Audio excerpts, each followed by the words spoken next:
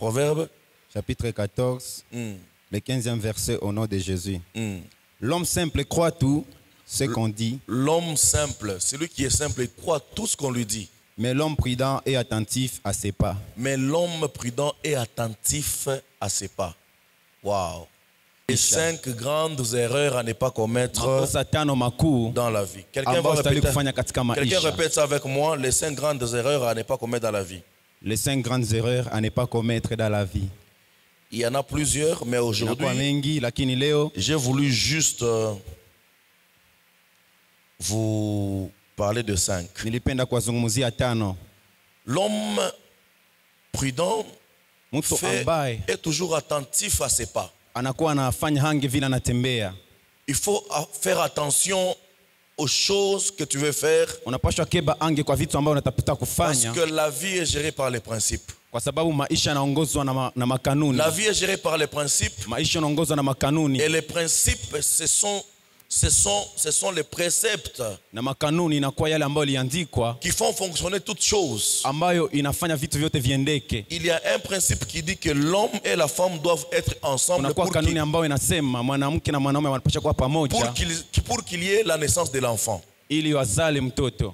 Donc c'est un principe. L'homme qui ne mange pas ne saura pas tenir. C'est un principe. Alors il existe plusieurs principes comme ça dans la vie auxquels nous devons faire attention. Je suis en train de prier pour ton esprit pour que tu sois attentif à cet enseignement. La première erreur à ne pas commettre dans la vie, c'est d'abandonner ce qui fait ta force. Quelqu'un peut répéter après moi? Abandonner ce qui fait sa force. Abandonner ce qui fait sa force. Je ne t'entends pas. Abandonner ce qui fait sa force. Abandonner ce qui fait sa force. J'aimerais dire à quelqu'un qu'on ne jette pas l'échelle qui t'a amené au sommet. Il ne faut jamais l'abandonner. C'est la grosse erreur. Si c'est la prière qui t'a amené là où tu es, n'abandonne pas la prière. Si c'est Dieu qui t'a amené où tu es, n'abandonne pas d'honorer ce Dieu-là. Amen. Amen. Amen. Amen. Si ce sont les disciplines qui t'ont amené à faire quelque chose, à faire un exploit, n'abandonne jamais. Alors le piège avec ce principe, c'est que il y a beaucoup de gens qui baissent les bras après avoir eu une victoire. Les gens ne savent pas que toute victoire appelle un autre combat à une autre dimension. Toute victoire est une invitation à un autre combat d'un autre niveau. C'est comme ça que si tu as vu la main de Dieu dans le mariage, ne baisse pas les bras parce qu'il y aura encore des grands combats plus que ça. Maintenant, les mêmes principes qui t'ont amené à avoir ce que tu as, il ne faut jamais les abandonner. Ne pas abandonner ce qui a fait ta force. Parce que dans la vie, chaque personne a au moins quelque chose que Dieu lui a donné pour t'amener à l'excellence. Mais il ne faut jamais abandonner ça. Il y a des gens qui savent que c'est la prière. Sans la prière, ils sont nuls. N'abandonne pas ça. Exode 4, chapitre 1er. Chapitre 4, verset 1er. La Bible dit ceci.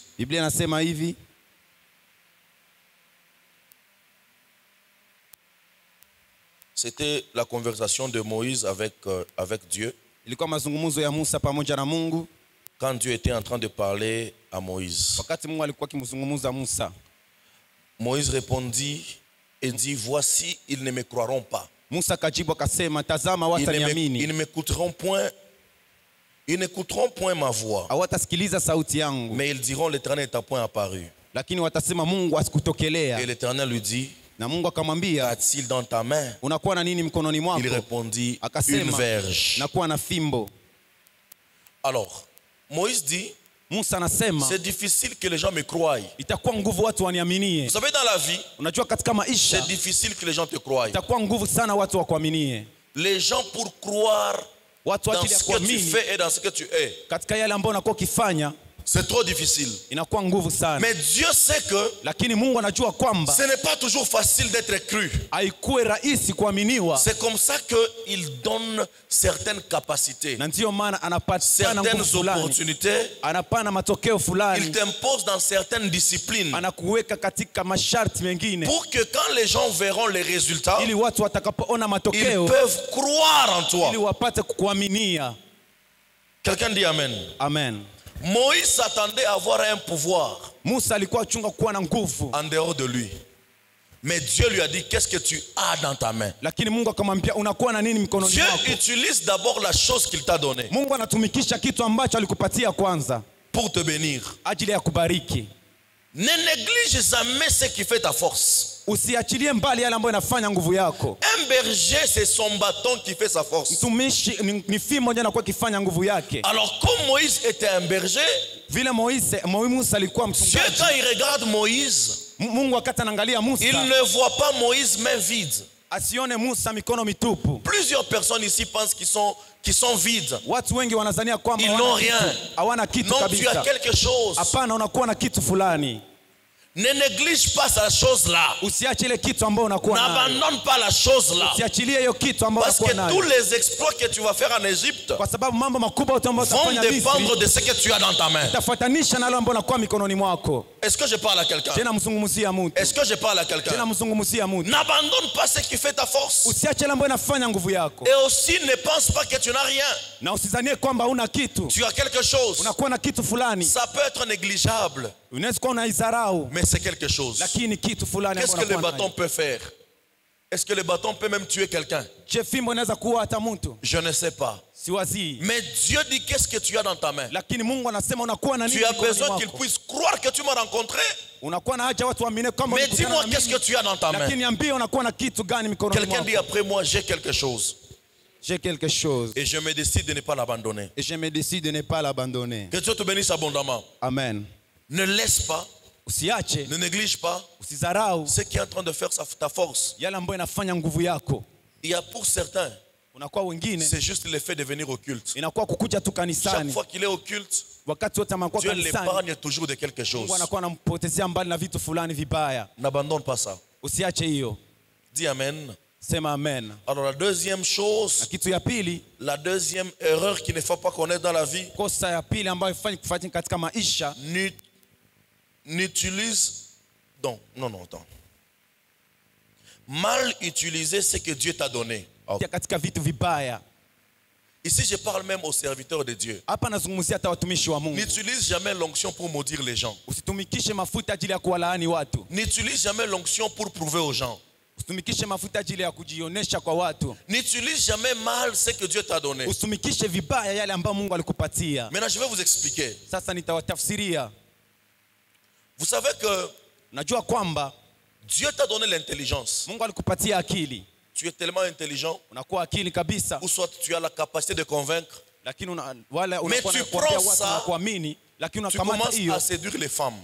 unaanza kuwaleta wanawake C'est kwako. mal utiliser ce que Dieu t'a donné. Unatumikisha vibaya yale Mungu Dieu t'a donné alikupatia. la beauté. Mungu alikupatia uzuri wa sura. N'utilise pas la beauté pour détruire les mariages des gens. Usitumikishe umbo wako kwa ajili ya kuharibisha ndoa N'utilise za pas watu. la beauté pour faire du mal. Usitumikishe umbo wako kwa ajili ya kufanya Ça, c'est une vibaya. erreur grave dans la vie. Ile ni kosa kubwa sana katika maisha. Tout ce qui vient de Dieu, Yale yote ambayo yanatokea kwa Mungu, utilise ça pour le bien. uitumikishe kwa ajili ya vitu vizuri. N'utilise jamais ta position pour détruire les gens. Usitumikishe fasi ambayo unakuwa na ajili ya kuharibisha Aujourd'hui, watu. Dieu fait de toi gouverneur, Mungu anakufanya liwali, ministre, anakufanya ministre, commissaire, anakufanya commissaire, bourgmestre, bourgmestre, général, anakufanya general, capitaine. anakufanya capitaine. N'utilise jamais cette position pour faire du mal aux gens. Tumikishe hiyo nafasi yako kwa ajili ya kufanya watu Parce que vibaya. ta position vient de Dieu. Kwa sababu hiyo nafasi ambayo unakuwa na inatoka kwa Mal Mungu. utiliser ce que Dieu t'a donné, Kutumikisha vibaya yale ambayo Mungu c'est alikupatia, une épine que tu mets dans ta vie. inakuwa kitu fulani mbaya ambayo una katika maisha yako. Est-ce que je parle à quelqu'un? N'utilise pas les relations que Dieu te donne pour escroquer. Non, c'est une grosse erreur. Mal utiliser ce que Dieu t'a donné. Dieu te donne un talent. Je vais en parler au 5e point. Dieu te donne un talent de la musique. Mais pour venir chanter, tu veux qu'on te paye.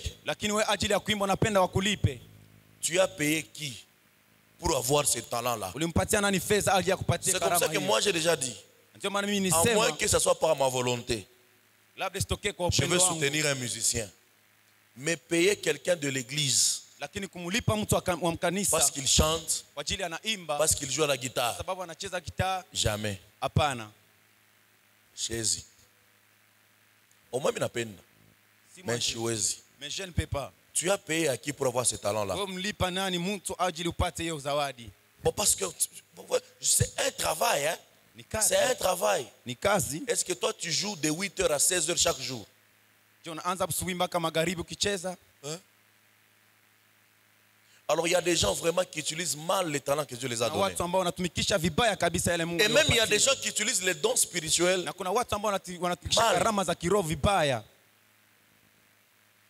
Ah, ni mamu. Tuingie ma don spirituel mule mnakuwa mambo mingi.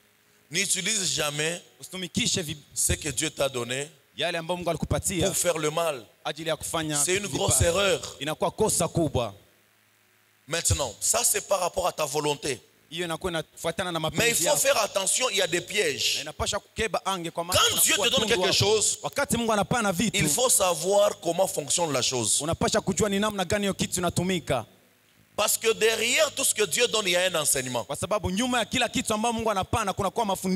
Derrière tout ce que Dieu te donne comme dimension, il y a un enseignement. Tu ne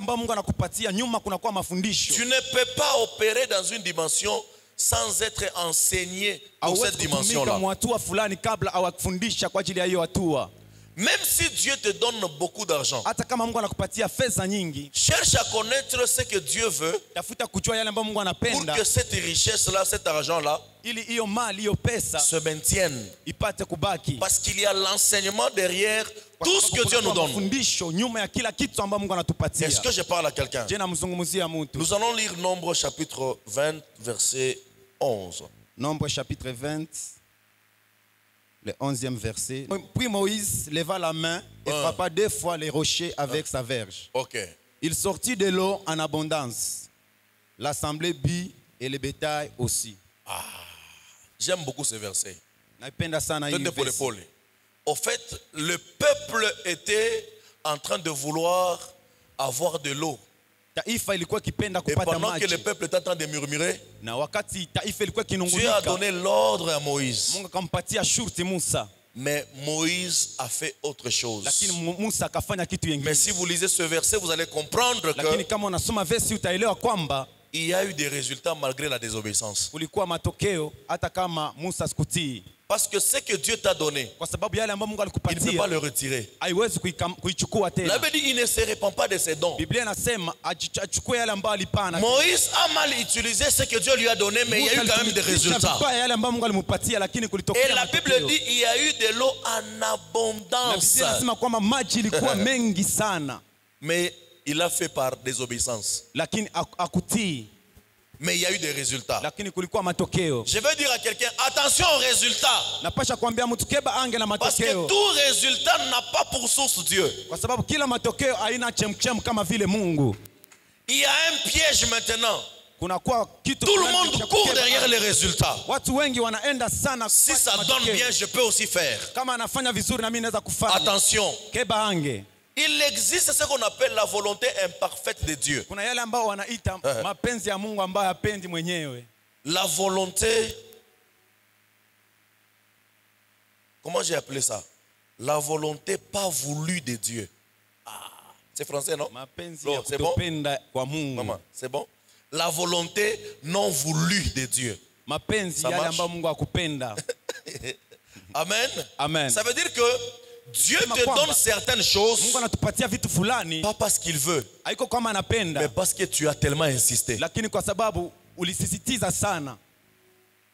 Israël a demandé un roi à Dieu. Dieu ne voulait pas. Mais Dieu a donné quand même un roi à Israël. Et ce roi est devenu un piège pour le peuple. Tout ce que Dieu te donne sans sa volonté deviendra une épine pour toi. Est-ce que je parle à quelqu'un?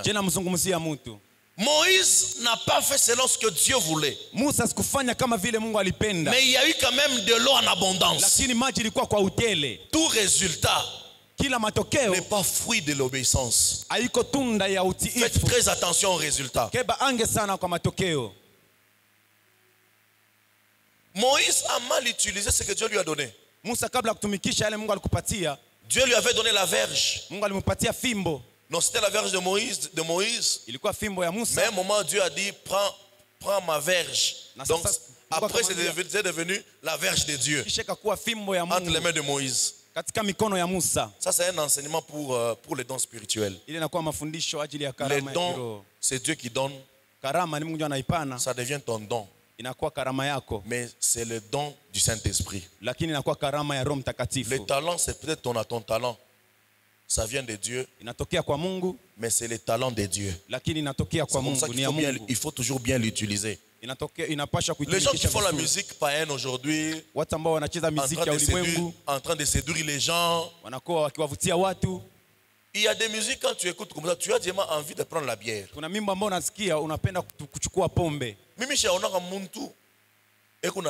Et dans ton sanctuaire, devant ta majesté, je vis mon vrai bonheur.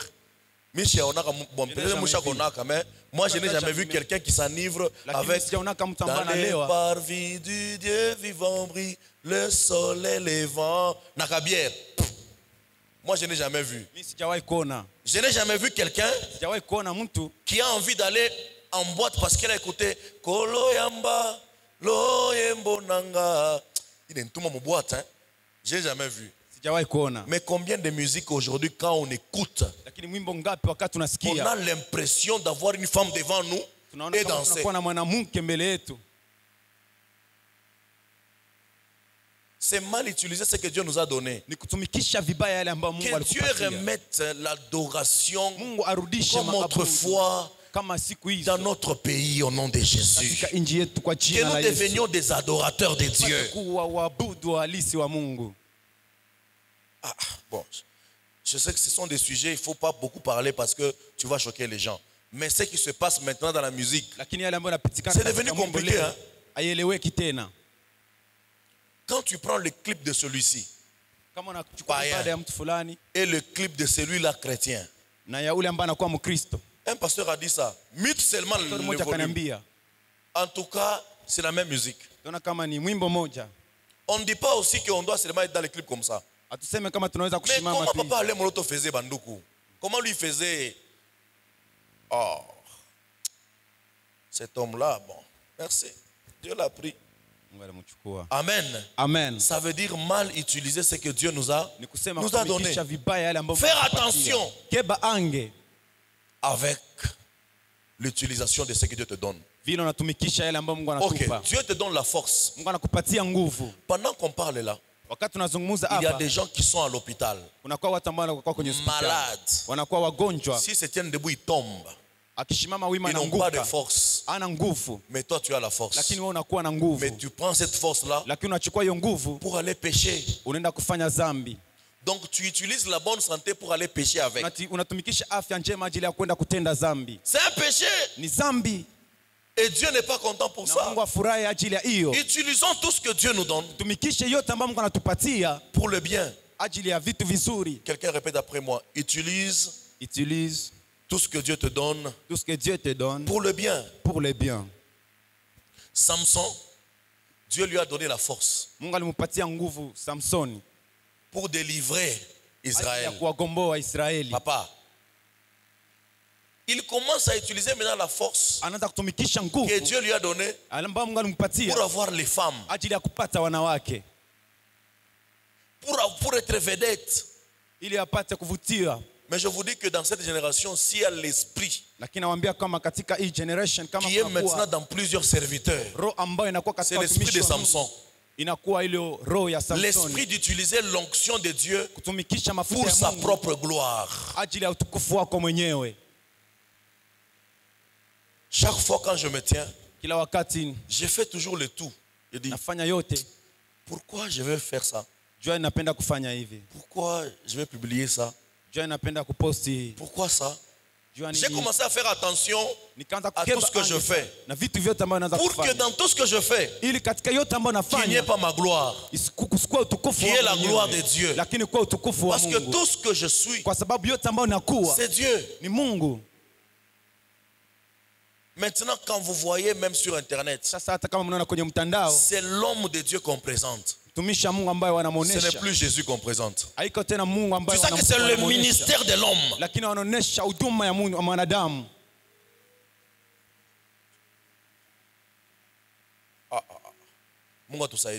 Que Dieu nous aide. Que Dieu nous aide. Vous savez, il y a certaines personnes qui sont loin. Mais moi je me pose la question, est-ce que cette personne, nous pouvons lui confier nos problèmes et puis nous confions vraiment à un homme de Dieu? Ou bien nous confions ces problèmes à une star?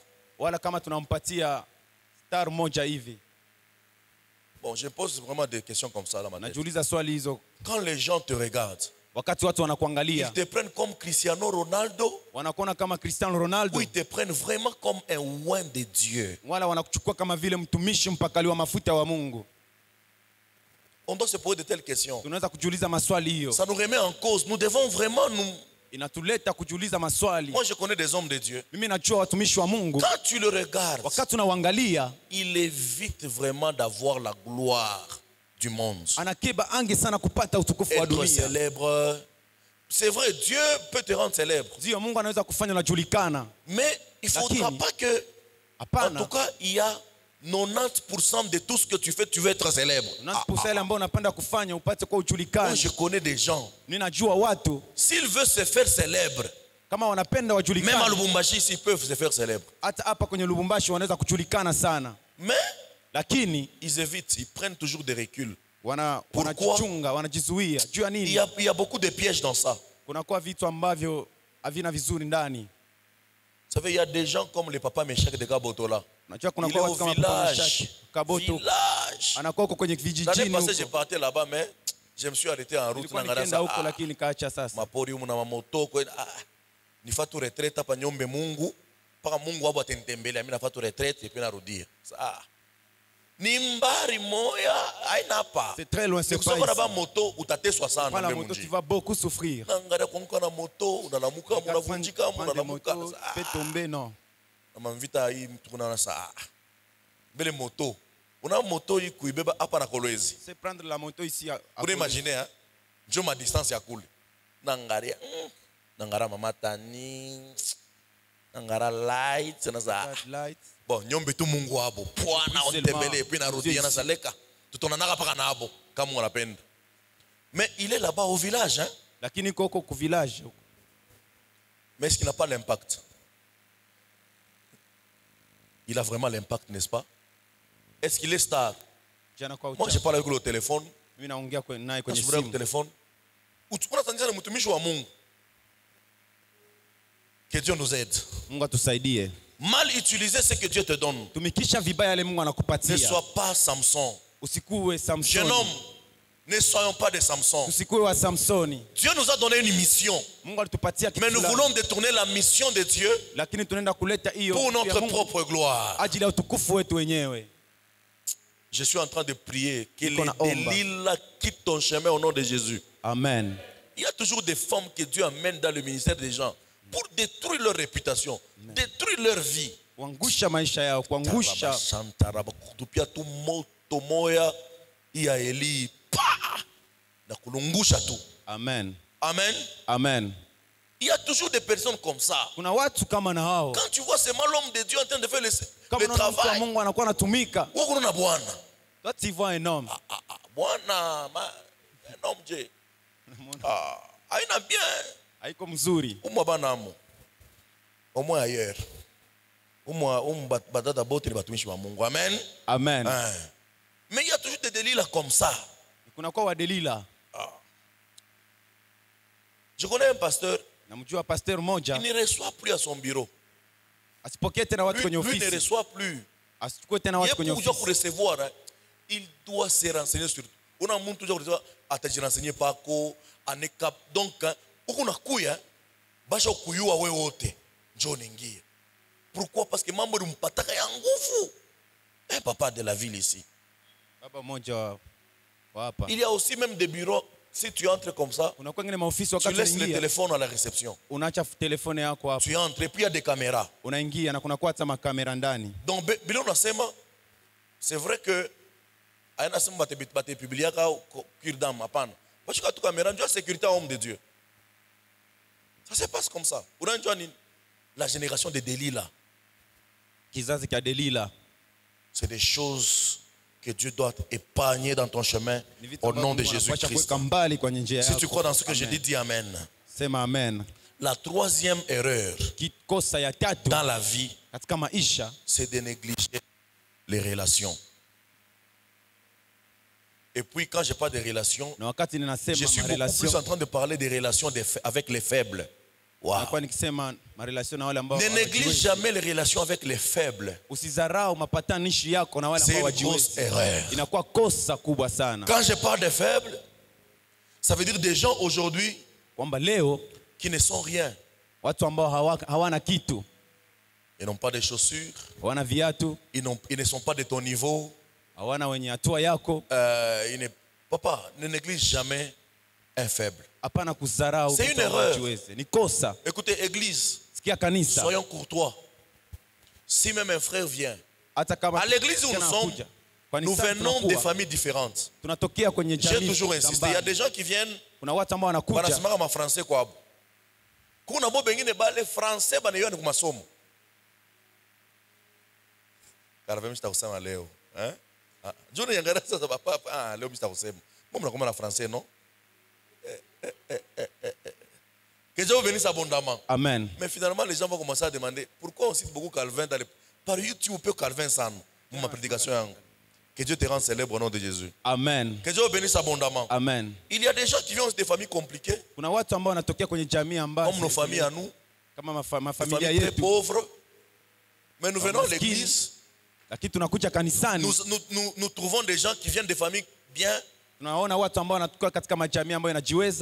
bien aimé dans le Seigneur, ne négligeons, on ne doit pas se négliger. Parce que celui qui paraît faible aujourd'hui peut être une porte pour toi demain. J'ai demandé à un frère, comment tu as trouvé le travail? Il m'a dit, j'ai trouvé le travail parce que mon papa m'a appelé. Mon papa m'a dit, est-ce qu'à l'église chez vous, il n'y a pas quelqu'un qui fait la mécanique? La dame m'a dit, je dis, bon, il y a des frères qui ont fait la mécanique. Hein. Je crois qu'on avait soit publié dans les groupes, soit je ne sais pas. Et puis, pop, mécanicien, mais on lui a donné la place d'un ingénieur. Parce qu'il était ingénieur déjà. Donc, on n'a pas ma connaissance, pas qu'il ma département, il ouvrier. C'est comme ça que bien aimé, ayez le numéro des gens ici. Ayez le numéro des gens parce qu'on ne sait jamais. Tu as le numéro de tel? Je n'ai pas. Si tu as futaka, recevoir parce que ayez le numéro des gens. Parce qu'on ne sait jamais. Vous savez, la manière dont je reçois les gens, ou la manière dont je prie pour les gens, je ne prie jamais pour les gens différemment à cause de leur vie actuelle. Et je ne prie jamais pour les gens pour qu'ils me donnent l'argent. Jamais. Moi, j'ai fait mon travail, je prie pour toi. Parce que je sais que dans ton avenir, il y a au moins quelque chose de grand. Tu ne dis pas Amen. Tu ne dis pas Amen. Ne néglige jamais quelqu'un à cause de son présent. Erreur. Mais la peine de répéter après moi, toi tu as orgueil. C'est ma toi tu es orgueil. Toi tu es orgueil. Unaona orgueil ni kuconsidérer ça mwenzako eko chini yako. Ndio orgueil. Ndio l'orgueil. Considérer l'autre comme étant ton inférieur. Anakuwa chini yako. Ata muntu ndio chemise moya ile konayo. Tu ne connais pas que tu ne sais pas les promesses et le destin de Dieu sur lui. Malako ya Mungu kwa maisha yake. Ata muntu kwa français, yanasema tu sais, tu vois, tu penses. Ah, Dieu. Dieu. Ah, toi tu joues avec Dieu. Dieu. Jésus, il était quelqu'un atteint à sa français ville. Ne le néglige pas. Parce que moi je connais une dame. Elle ne sait pas écrire. J'étais avec maman Tani dans ça. Mais je aussi connaît la personne. Une dame, elle ne sait pas écrire et elle ne sait pas aussi bien lire. Mais quand elle vient faire les dépôts, ni $1 million, $1,5 million, bon. Pour le monde à ville. Vous avez français qui est la fan. Monde à ville comme il y a sema ashoyua. Donc ashoa kwa njika, ashoa biote. Tu sais comment ça quand un professeur ou toi français. Ou tu fundisha kwa njika. Amen. Amen. Français il fait into Cristiano je suis français. Est-ce que Cristiano est français? Je suis français. Donc ton nom c'est français njo maisha. Frère, you attaque à kwenu. Kama Mungu akoleva tamukia kwenu. Amen. C'est maintenant que le prophète héritier commence à prêcher en français. On l'invitait partout, il prêchait en Swahili. Il a reçu le don spirituel en Swahili. Et il exerçait comme ça. Mais parlait français, il parlait français. Mais maintenant, il prêche comme ça. Si vous invitez Pasteur Chris ici, vous n'avez pas mon français. Je suis en contact avec le prophète d'Israël. Aujourd'hui même on parlait. Il est dans la conférence avec Pasteur Chris et Pasteur Benin. Il est en train de m'envoyer les vidéos. Que Dieu bénisse abondamment. Donc il prend la vidéo de Benin, il est au restaurant. Il me dit, regarde, ça c'est un autre niveau. C'est un autre niveau. Mais est-ce que vous êtes français? Ça accorde en genre et en nombre. Vous n'avez pas de ni anglais. Alors ne néglige pas quelqu'un parce qu'il manifeste certaines incapacités. L'avenir est sombre. Mais je crois que moi, Dieu m'avait dit que dans mon église, j'aurai des millionnaires. Dieu m'avait dit ça. Dieu m'avait dit que dans mon église, j'aurai des millionnaires. D'ailleurs, une année ne passera pas. J'aurai un millionnaire ici. Je le déclare. Si c'est toi le millionnaire, lève la main. Je le déclare. Une année ne passera pas dans cette église. Nous aurons un millionnaire. Nous sommes au mois d'octobre. C'est octobre, n'est-ce pas? Nous sommes en fin octobre. L'année prochaine en octobre, rappelez-moi, dites-moi papa, qui est devenu millionnaire? Ici à l'église, on aura des millionnaires. Dites amen.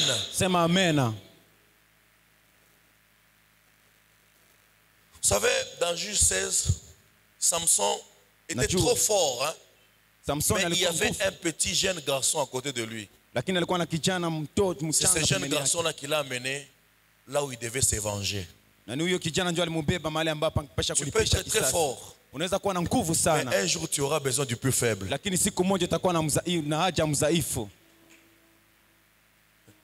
Tu peux être très fort. Mais un jour tu auras besoin d'un secours faible. Que Dieu te bénisse abondamment. Ne néglige pas non plus. Élie ne doit pas négliger la réputation du corbeau au temps de Noé. Il est en Pitaka. Est-ce que je parle à quelqu'un? Cette histoire est déjà passée. Dieu peut utiliser le même corbeau, mais aujourd'hui, dans un bon sens. Il y a des gens dans le passé qui sont blessés. Mais aujourd'hui, ils peuvent devenir des bénédictions pour toi. Lakini leo wanapasha kuja baraka kwako. Est-ce que mina sa murusha na ba ex? Ju parole bantu nishikira ma exposande. Sasa no. Hivi papa anasema napasha kule. Mina shikira tu sa Gabriel ule, ina baraka yangu. Kama unarusha na ex, myosa mtanguka. Unajua nini? Ce sont des nostalgies. Mtazo kumbuka, mwanzo kuanjikiana, ce n'est pas bien. C'est des conseils. Amen. Garder des bonnes relations. Mais apana, tu fais quoi? Où? Quand? Qui? Toi? Quand? Qui? Toi? Ah, moi. Unaingia muritelo pole muritelo. Kina vile utabundumukaka. Que Dieu bénisse abondamment. Alors, la quatrième chose, c'est le non-respect du sacré. Ya Mungu. Le non-respect du sacré, c'est une grosse erreur. Quand je parle du sacré, ce sont les choses qui ont été consacrées pour Dieu. Par exemple, l'église. Tu ne peux pas être à l'église ici. Tu es connecté sur Facebook. Tu es connecté. Parce que sur Facebook, à part de ça, comme Christ, biote m'a proposé non. Mais c'est le non-respect du sacré. Apprenons à éloigner nos téléphones quand nous sommes dans la présence de Dieu. Quelqu'un du quartier ici est venu me voir. Il m'a dit que on a remarqué que dans votre église, les gens ne respectent pas trop le sacré. Il n'est pas de l'église. Mais il m'a dit ça. Les sœurs, hein, c'est comme s'il y a une petite légèreté par rapport à l'église. Il y a un conseil. Et puis quand je commence à voir, ben, tu sens que ça peut être vrai. Tu vois kanisa, kanisa ni fashi consacré à Mungu. Na façon de kuingia mkanisa. Même la façon d'entrer à l'église. Donc tu as n'ingia mkikintu kimoja hivi. Comme si hata kama kiaisha, respectons ces lieux. Tuheshimu nafasi hii. Est-ce que je parle à quelqu'un? Je namzungumzia mtu. L'habillement. Va. Habille-toi bien. Va vizuri. Moi tu mama tumataps tumoja hivi papa. Unavalia nani? Ibito maboa tana bya mkanisa bile. Unavala tout bien. Il y a des frères ici, Dieu tunataka baganye mu Yesu, aba kamilika sana. Kama mimi na vile hata anaweza papa. Ikusa simba kuna mpresenter nani? Kasha.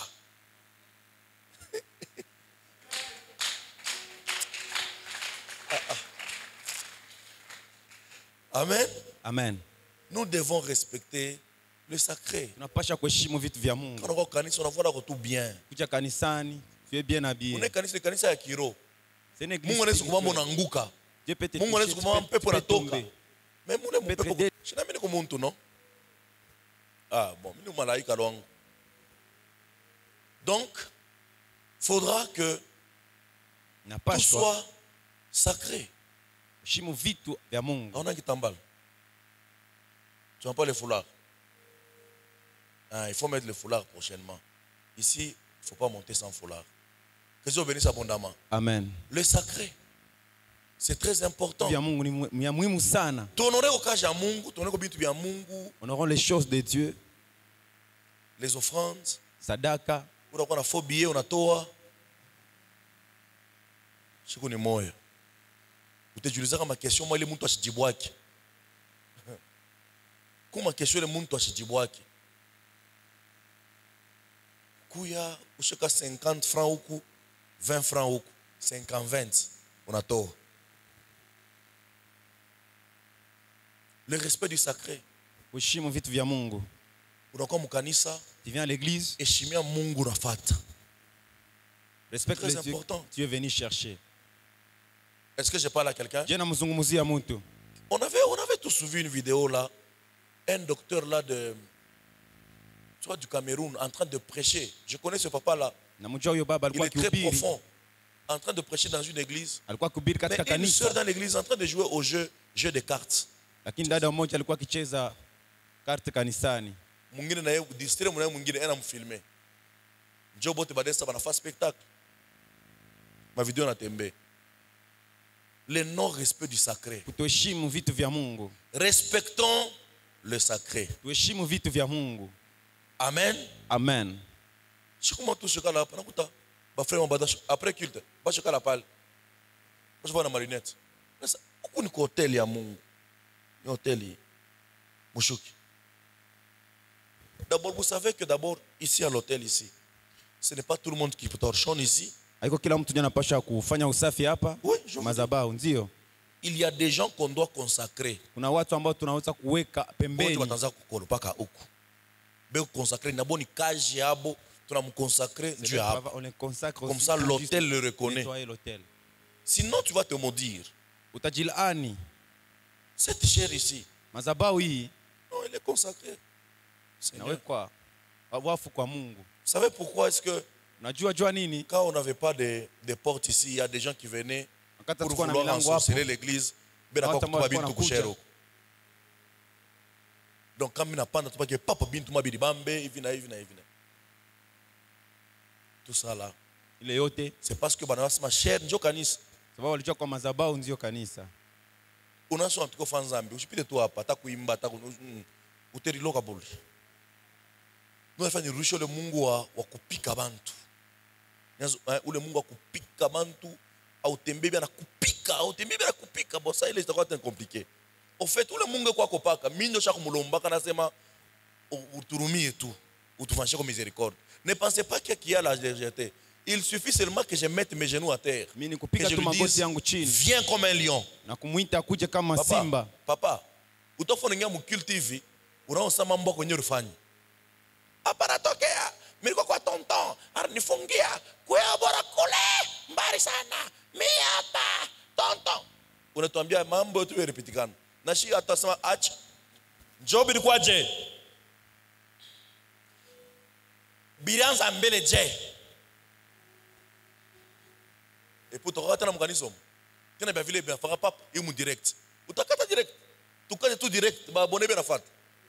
On a mon là qui humilié tout, tu t'aimes bien. Je sais que ce Dieu là est là. Mais respectons le sacré. Que Dieu te bénisse abondamment. Que Dieu te bénisse abondamment.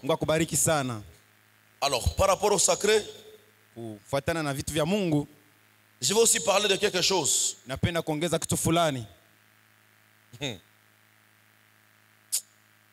Ah.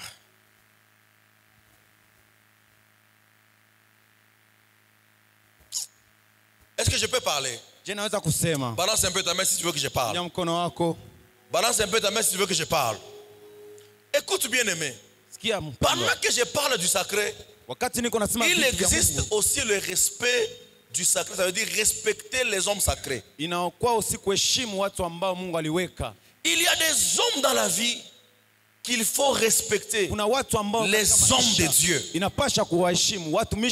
Malgré leur âge, malgré leur vie, malgré leurs défauts, malgré leurs faiblesses, nous devons respecter aussi les hommes que Dieu a oints.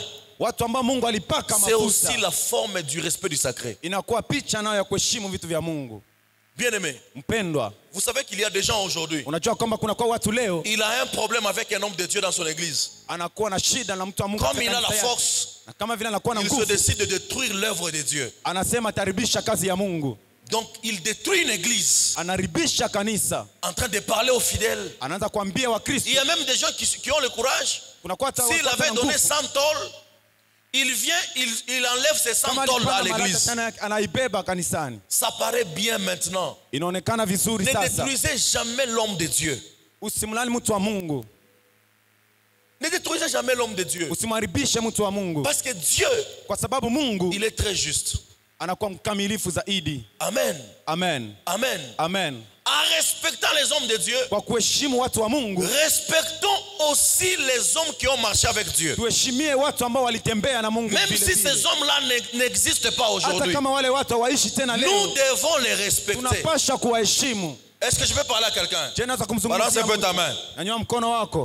Même les personnages de la Bible, quand nous parlons d'eux, parlons d'eux avec un respect. Parce qu'ils ont marché avec Dieu. Je vais vous donner un exemple. Vous savez, quelqu'un comme Marie, mère de Jésus, c'est une femme que nous devons honorer. Mais les pentecôtistes aujourd'hui, quand ils parlent de Marie, ils sont en train d'adorer Marie. Vous pensez que Marie c'était un être ordinaire? Marie n'était pas un être ordinaire, mes amis. Écoutez, Marie a vu Jésus naître, le sauveur du monde. Marie a vu Jésus grandir dans sa maison. Marie a vu Jésus commencer son ministère public. Marie a vu Jésus mourir. Marie a aussi vu Jésus ressusciter. Marie a aussi vu Jésus en train de monter avec son corps. Vous pensez que cette personne est normale? Nous devons honorer, c'est une matriarche. Les pentecôtistes, je ne sais pas. Écoutez, vous savez quelqu'un comme Marie, c'est quelqu'un que nous devons, même quand tu parles Marie, il faut qu'il y ait un honneur dans ton cœur. Je vais vous prouver, la Bible dit, le Saint-Esprit te couvrira et tu seras enceinte. C'est ce que l'ange a dit à Marie. Aujourd'hui, personne ne sait ce qui s'était passé entre le Saint-Esprit et Marie pour qu'elle devienne enceinte. Personne ne sait. Couvrir, ça veut dire quoi?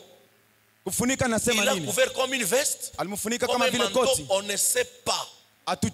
Quelqu'un comme ça n'est pas un être ordinaire. Aujourd'hui, moi je crois que Dieu peut utiliser l'image de Marie dans ton rêve pour te donner la victoire. Pour te donner la victoire. Parce que c'est un être consacré au Seigneur. Aujourd'hui, si tu vois Abraham dans ton rêve, tu penses que c'est la victoire, n'est-ce pas?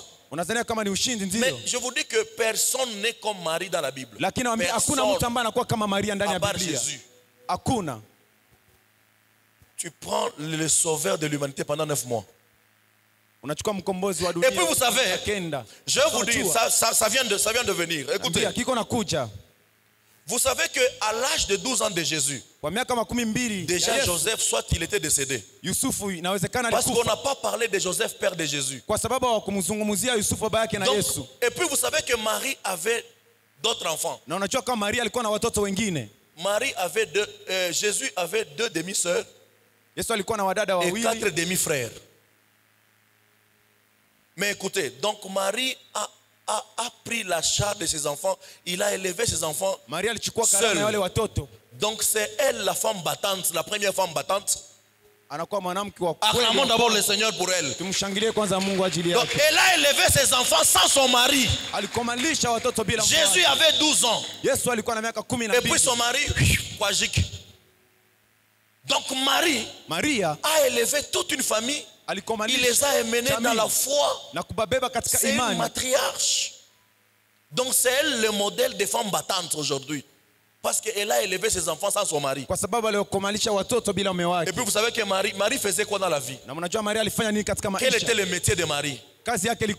Personne ne sait. Mais comment Jésus mangeait? Comment Jacques mangeait?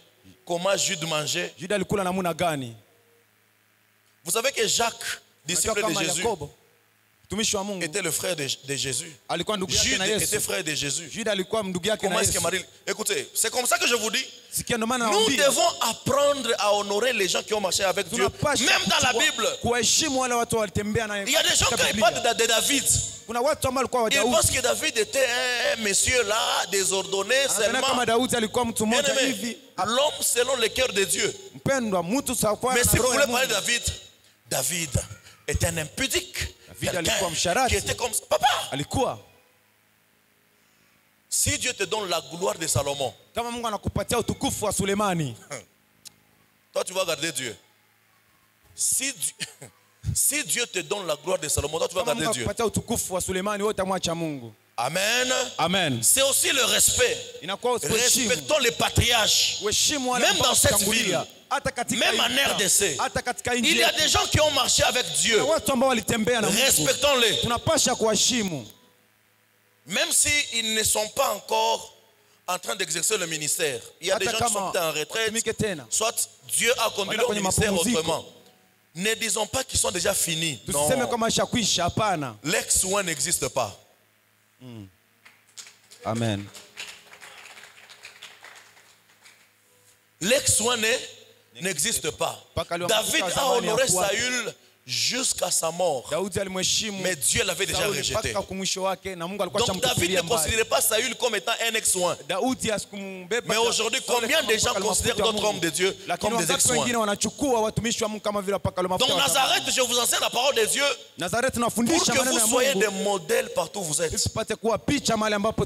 Honorez toujours l'homme qui prie pour toi. C'est très important. Unajua